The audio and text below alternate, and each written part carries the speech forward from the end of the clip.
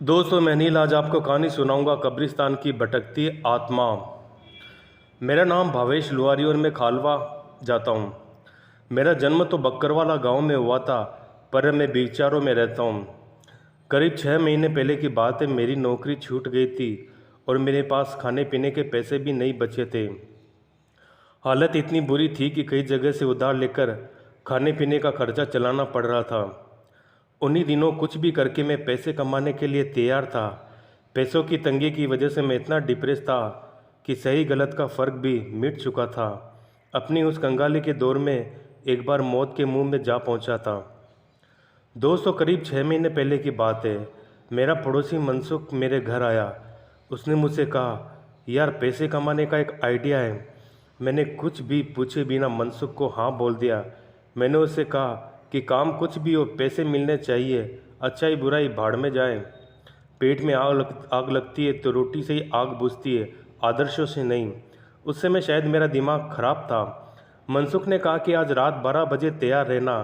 3 घंटे का काम है और 4,000 रुपये मिलेंगे, आधे तेरे और आधे मेरे। मैंने डील डन कर दी। उस रात मनसुख रिक्शा लेकर ठीक 11:30 बजे मेरे घर पहुंच गया। मैं भी कुछ भी सोचे बिना उसकी रिक्शा में सवार हो गया। मैंने देखा कि रिक्शा में फावड़ा, कुल्हाड़ी और अन्य खुदाई के औजार थे। मैंने हंसते हुए मनसुख को बोला, भाई किसी का खून वून तो नहीं करना ना। इस पर मनसुख ने जवाब दिया कि नहीं रे, चिंता मत कर, मैं हूं ना, कोई लफड़ा नहीं होने वाला। अपने को तो पैसों से मतलब है। मैंने भी सोचा कि काम कुछ भी हो, मुझे तो बस पैसों की आवश्यकता है, इसलिए मुझे पैसे के लिए कुछ भी करना पड़े तो मैं करने के लिए तैयार हूँ। थोड़ी देर में मनसुख ने रिक्शा एक कब्रिस्तान के पास रोक दिया।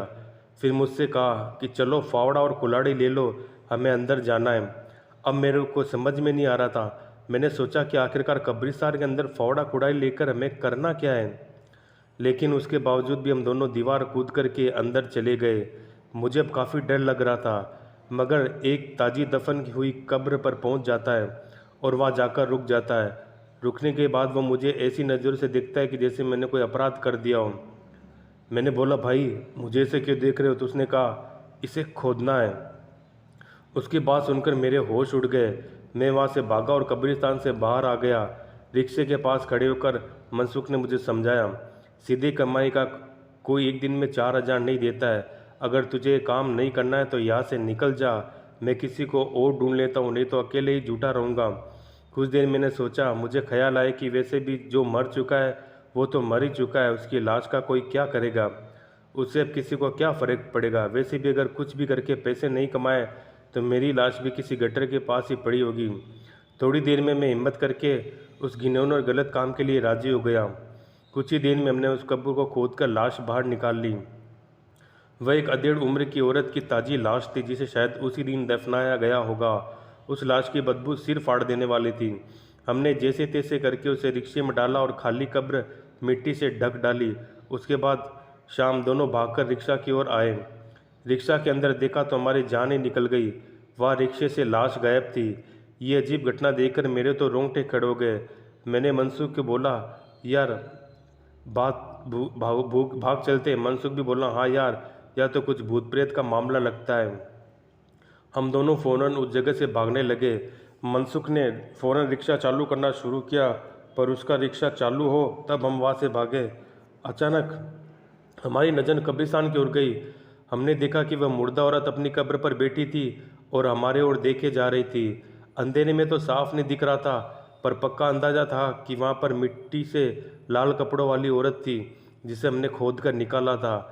एक लाश को इस तरह अपनी कब्र पर बैठा देख हमारी तो सिट्टी पिट्टी गुम हो चुकी थी। हमारी तो हालत ख़राब हो गई थी। हम दोनों ने रिक्शा छोड़ा और वहाँ से भाग निकले। और सुबह उजाला होते जब हम पहुँचे तो मैं सब सामान्य दिखा और हम रिक्शा वहाँ से खींचकर वापस ले आए। उस दिन मैंने कसम खा ली कि मर जाऊँगा, लेकिन पैसों के लिए खतरनाक और घिनौना काम कभी नहीं करूँगा।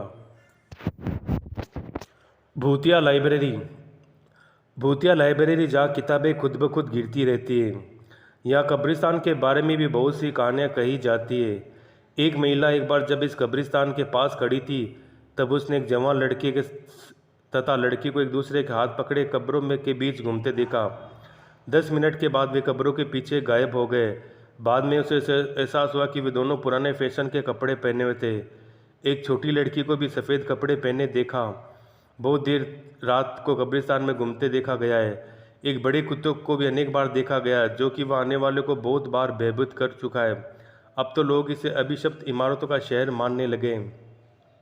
शहर का नाम है पिक्सन। ऑस्ट्रेलिया में सिडनी से लगभग 80 किलोमीटर दक्षिण पश्चिम में और वोलोंडिली क्षेत्र के बीचों बीच एक छोटा सा शहर है पिक्सन। इसका इतिहास ज़्यादा पुराना नहीं है। इस क्षेत्र का 1798 में पहली बार बसने के लिए पता लगाया गया था। कहा जाता है 1822 तक जब इस शहर की खोज की गई तो यहाँ की भूमि अनुदान के रूप में मेजर हेनरी कल्डन एंटिन को दी गई। मूलतः इस शहर का नाम स्टोन क्यूरी था जिसे 1891 में बदलकर पिक्सन किया गया। ऐसा माना जाता है कि यह नाम सर थॉमस पिक्सन के नाम पर रखा गया जो वेलिंगटन जनरल के वाटरलू की लड़ाई में ड्यूक थे। यहाँ के सेंट मार्क गिरजाघर और पायनीर कब्रिस्तान की रूपरेखा शिल्पकार एडमंड ब्लैकेंट ने तैयार की। 1877 में होटल का स्वामित्व जनरल जॉन है गुलेट ने लिया जो कि एक धनी व्यापारी था। उसने अपनी बहन को यक्ष्मा में खोने के कारण इस भवन को टीबी पीड़ितों के उपचार के लिए निर्धारित किया। जब यह भवन काफ़ी छोटा पड़ने लगा और बहुत से रोगियों ने इस अस्पताल में उपचार के लिए आवेदन किया तब गुलेट ने तीरथ मेरे के निकट जमीन खरीदकर क्वीन विक्टोरिया अस्पताल का निर्माण किया। अस्पताल के कर्मचारियों ने कहा कि उन्हें हमेशा ऐसा लगता है कि जैसे कोई उनका पीछा कर रहा है।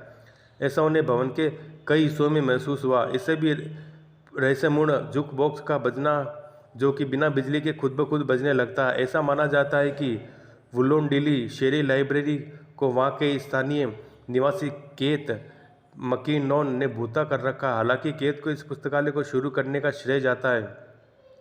वहाँ हमेशा कुछ न कुछ अजीब होता रहता है। वहाँ के कर्मचारी इस बात के अभ्यस्त हो चुके हैं कि रात में वो चीज़ों को जैसा छोड़कर जाते हैं सुबह उन्हें वो चीज़ें उस जगह बिल्कुल नहीं मिलती। कर्मचारी हमेशा यही करते रहते हैं कि उन्हें कदमों की आवाज़ सुनाई देती है जब उस भवन में कोई नहीं होता। उनका कहना है कि पुस्तकालय में अक्सर पुस्तकें खुद ब खुद गिरती हुई रहती है। तो दोस्तों ये थी आज की कहानी। अगर आप मुझे अपनी कहानी भेजना चाहते हैं तो मेरे इंस्टाग्राम आईडी अनिल सारस्वत 2021 पर आप भेज सकते हैं। दोस्तों मैं आपकी कहानी ज़रूर सुनाऊंगा।